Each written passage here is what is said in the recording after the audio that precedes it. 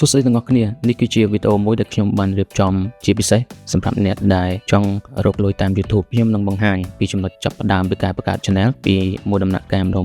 ម្ដងតែយើងត្រូវធ្វើអីខ្លះដើម្បីឲ្យចុងក្រោយលុយ YouTube ចូលកុងរបស់យើងមើលដំបូងវាហាក់ដូចជារៀងស្មុគស្មាញបន្តិចប៉ុន្តែនៅពេលដែលយើងធ្វើបាន monetize ជោគជ័យអីហើយអញ្ចឹងថ្ងៃក្រោយយើងធ្វើតែវីដេអូផុសចូលទៅ Channel របស់យើងទៅគឺលុយធ្លាក់ចូលកុងតែម្ដងសម្រាប់អ្នកទាំងអស់គ្នាដែលមាន Channel ថ្មីហើយចង់ឲ្យ Channel របស់អ្នកទាំងអស់គ្នារីកចម្រើនអាចសរសេរក្នុង comment នៅក្រោមវីដេអូនេះតើ Channel របស់យើងធ្វើវីដេអូអំពីអីដើម្បីឲ្យបងប្អូនផ្សេងទៀតគាត់បានស្គាល់អំពី Channel របស់យើងដើម្បីរកលុយតាម YouTube ទី1គឺត្រូវបង្កើត Channel អញ្ចឹងដើម្បីបង្កើតបានជា Channel មួយបែបនេះអ្នកទាំងអស់គ្នាត្រូវមាន Gmail account សម្រាប់អ្នកអត់ទាន់មាន Gmail អ្នកទាំងអស់គ្នាអាចទៅមើលវីដេអូរបស់ខ្ញុំទាក់ទងជាមួយការបង្កើត Gmail តាមទូរស័ព្ទដៃហើយនឹងការបង្កើត Gmail តាមកុំព្យូទ័រអីគឺមានអស់ហើយបាទបន្ទាប់ពីអ្នកទាំងអស់គ្នាមាន Channel ហើយអ្នកទាំងអស់គ្នាចូលទៅ decor របស់ Channel របស់យើងឲ្យបានស្អាតបន្ទាប់ខ្ញុំមាន banner ខ្ញុំសរសេរអញ្ចឹងមកបាទធ្វើឲ្យស្អាតហ្នឹងមកហើយយើង upload profile picture របស់យើងចូលទៅហើយបន្ទាប់ពីយើងរៀបចំ Channel របស់យើងអីហើយបន្ទាប់ទៀតយើងចូលទៅ setting អញ្ចឹងកន្លែងនេះគឺសំខាន់អ្នកទាំងអស់គ្នានៅពេលដែល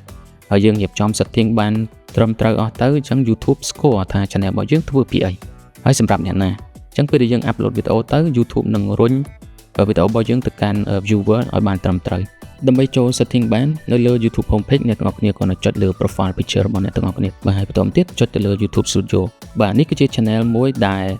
ខ្ញុំបានបង្កើតទុកចោលហើយបាន 1k subscriber ជាងដែរតែអត់ទាន់គ្រប់មកអត់ទាន់អីទេដោយសារខ្ញុំអត់មានពេលធ្វើអញ្ចឹងអត់ទាន់រកលុយបានទេខ្ញុំគ្រាន់តែយក channel មួយនេះមកបង្ហាញអ្នកទាំងអស់គ្នានេះគឺជា YouTube Studio របស់យើងដើម្បីចូលទៅដាក់ setting របស់ channel របស់យើងចុចកន្លែងនេះកន្លែង setting នេះកន្លែងរូបកងចក្រនេះហើយបន្តមកទៀតយើងចុចលើ channel កន្លែងនេះសំខាន់អ្នកទាំងអស់គ្នាអញ្ចឹងជាគឺប្រទេសអត់តយើងធ្វើពីប្រទេសកម្ពុជាកន្លែងនេះយើងដាក់ Cambodia អញ្ចឹងមកនេះគឺជា tag បាទខ្ញុំមានវីដេអូផ្សេងទៀតក្នុងការបញ្យល់អំពីការដាក់ setting ការ set tag នឹងចឹងម៉េចចូលទៅមើលវីដេអូចាស់ៗមកខ្ញុំឡើងវិញបន្តមកទៀតយើងមាន tab នេះមួយទៀតដើម្បីកំណត់ថាវីដេអូរបស់យើងមិនមែនសម្រាប់កូនក្មេង not for kids អញ្ចឹងទៅដើម្បីឲ្យយើងអា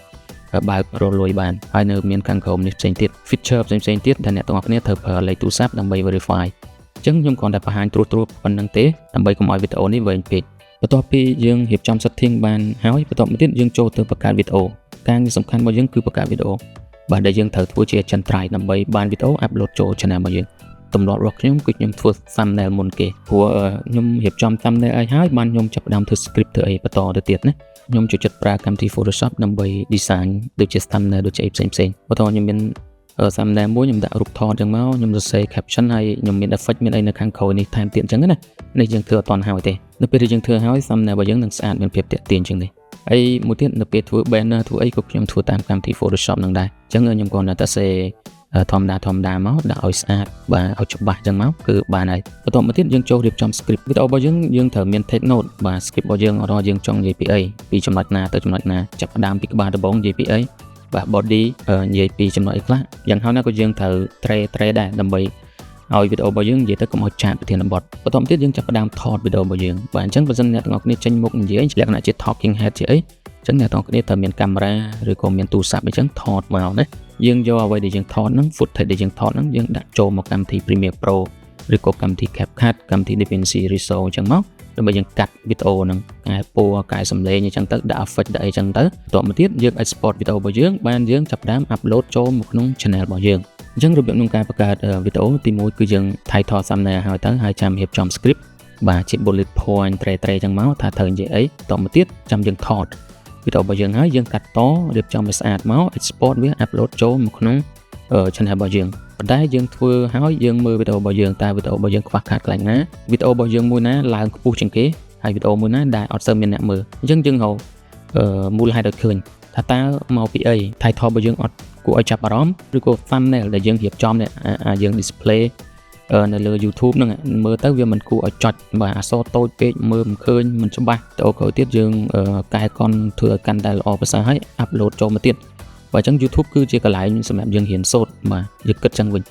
ញយើងរៀនសូត្រធ្វើឲ្យវីដេអូរបស់យើងកាន់តែល្អអញ្ចឹងយូរទៅគង់តែមានអ្នកមើលទេបាទមិនអាចថាធ្វើមួយវីដេអូពីរវីដេអូសម្រាប់យើងអត់មានបទពិសោធន៍ដាក់ទៅផ្ទុះ view ភ្លាមទេមិនងាយទេអញ្ចឹងគ្រប់យ៉ាងត្រូវការពេលវេលាធ្វើវីដេអូ improve បាទពីមួយវីដេអូទៅមួយវីដេអូគឺកាន់តែល្អនៅពេលដែលយើងមានវីដេអូច្រើនហើយចាប់ផ្ដើមមានអ្នកចូលមើលនៅពេលដែលមានអ្នកចូលមើល ចឹងនឹងមានអ្នក subscribe ហើយនឹងម៉ោងរបស់យើងនឹងកើនឡើងបាទអញ្ចឹងលក្ខខណ្ឌរបស់ YouTube ដើម្បីបើករកលុយបាន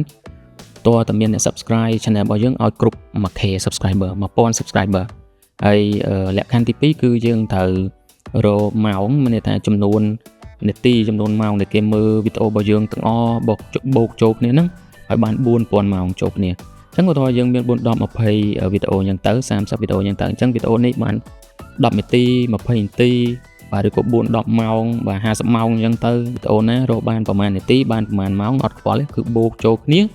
ដើម្បីដឹងថា channel របស់អ្នកទាំងអស់គ្នាគ្រប់គោលការណ៍គ្រប់1000 subscriber គ្រប់4000ម៉ោងក្នុងការរកលុយពី YouTube ហើយឬនៅអ្នកទាំងអស់គ្នាចូលមក YouTube Studio កន្លែងនេះយើងចុចមកកន្លែង earn នេះអ្នកទាំងអស់គ្នាគឺសញ្ញារូបដុល្លារនេះទាញមកក្រោមមកបាទអញ្ចឹងវាមានលក្ខខណ្ឌច្រើនប៉ុន្តែយើងផ្ដោតទៅលើកន្លែងនេះបាទអញ្ចឹងមើលកន្លែងនេះបើសិនជាយើងបាន1000ហើយ 1k subscriber ហើយអញ្ចឹងពណ៌ខៀវនេះវានឹងពេញបាទនេះចំនួន subscriber របស់យើងហើយម៉ោងរបស់យើងបាទដោយសារ channel នេះគឺខ្ញុំទុកចោលអត់មានវីដេអូថ្មីផុសអីទេអញ្ចឹងបានតែ116ម៉ោងក្នុងរយៈពេល365ថ្ងៃមានន័យថា12ខែចុងក្រោយអញ្ចឹងលើសពី12ខែចុងក្រោយហ្នឹងគឺវាកាត់ចោលហើយអញ្ចឹងទៅបានប៉ុណ្ណេះអញ្ចឹងអ្នកទាំងអស់គ្នាត្រូវផុសវីដេអូហើយធ្វើយ៉ាងម៉េចដើម្បីឲ្យមានអ្នកមើល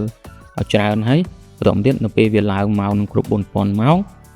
នឹងចេញជាប៊ូតុងអីមួយនៅកន្លែងហ្នឹងហើយបាទដើម្បីឲ្យយើងចុច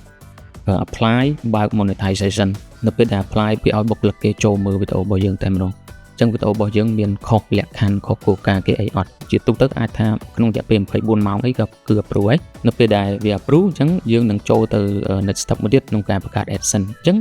AdSense ហ្នឹងមានន័យថាខ្ញុំប្រៀបធៀបទៅដូចជាកាបូបលុយមួយអញ្ចឹងអ្នកទាំងអស់គ្នានៅពេលដែលវីដេអូរបស់យើងមានលុយមកដល់ថ្ងៃដល់ខែគឺ YouTube ផ្ទេរពី channel របស់យើងចូលមក AdSense នេះសិនអញ្ចឹងលុយរបស់យើងចូលក្នុង AdSense នេះសិនបានប្រហែលដល់បាន100 200 500 1000 2000អញ្ចឹងមកជាទូទៅដូចជាថ្ងៃទី12អីគឺឃើញហើយលុយថ្មីរបស់យើងឃើញហើយប្រហែលជាមុនថ្ងៃ22អីតិចតួចបាទវាចាប់ផ្ដើមផ្ញើ email មួយតម្លាក់ទៅ Gmail របស់យើងហ្នឹងបាទប្រាប់ថា YouTube បានតម្លាក់លុយចូលទៅក្នុងធនាគារហើយព្រោះកន្លែងហ្នឹងនៅពេលដែលយើង set up AdSense ហ្នឹងគឺយើងដាក់ធនាគារអ្នកទាំងអស់គ្នាអាចដាក់ ABA ACIDA ឬក៏ Canada អីធនាគារ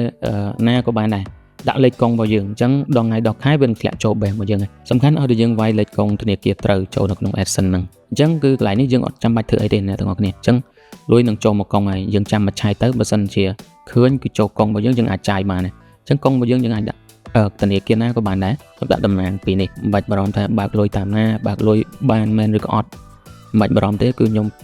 ចាយលុយ YouTube 4-5 ឆ្នាំហើយគឺអត់ដែលមានបញ្ហាទេបាទឲ្យតែអ្នកទាំងអស់គ្នាប្រកែធ្វើវីដេអូបានល្អហើយអាប់ឡូតចូលមកជាប្រចាំមាន view ច្រើនគឺលុយច្រើនបាទបើសិនតែបាន view មកពីខាងអាមេរិកខាងអីទៀតគឺកាន់តែបានលុយច្រើនអញ្ចឹងនេះគឺជាដំណាក់កាលក្នុងការសម្រាប់អ្នកថ្មីពីចំណុចចាប់ដើមរហូតដល់លុយធ្លាក់ចូលកុងរបស់អ្នកទាំងអស់គ្នាអញ្ចឹងចំណុចបន្ទាប់សូមចុចមើលវីដេអូនេះដើម្បីជាចំណេះដឹងផ្សេងទៀតអំពីការរកលុយតាម YouTube អរគុណសម្រាប់ការទស្សនាជួបគ្នាក្នុងវីដេអូក្រោយៗ